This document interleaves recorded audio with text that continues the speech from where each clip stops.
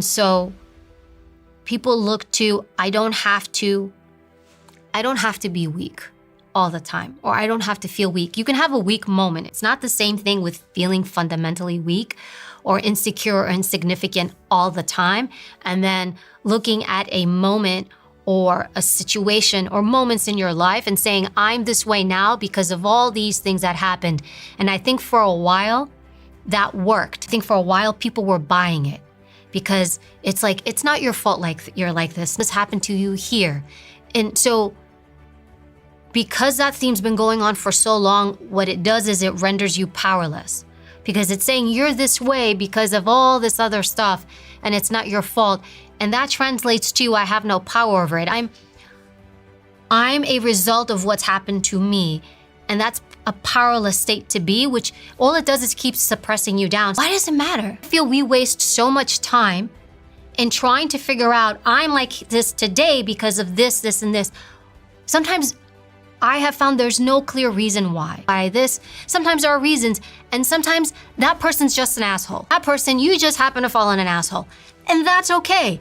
Your cognitive load is like a bathtub. If you have a bathtub, the bathtub can only hold so much water. It's gonna overflow. So if I have my cognitive load, my bathtub, and I keep putting water, it's gonna overflow.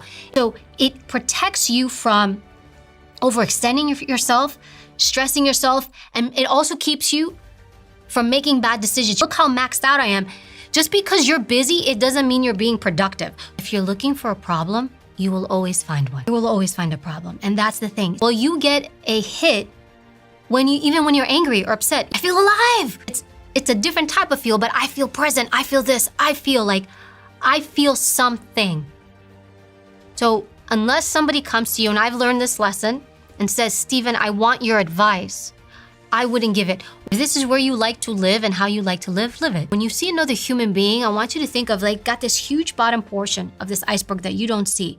And it's who makes them what they are. She said, he's the iceberg.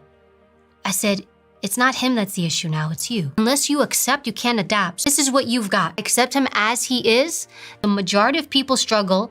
99.9% of people are not adaptable because they don't live in truth. Accept it.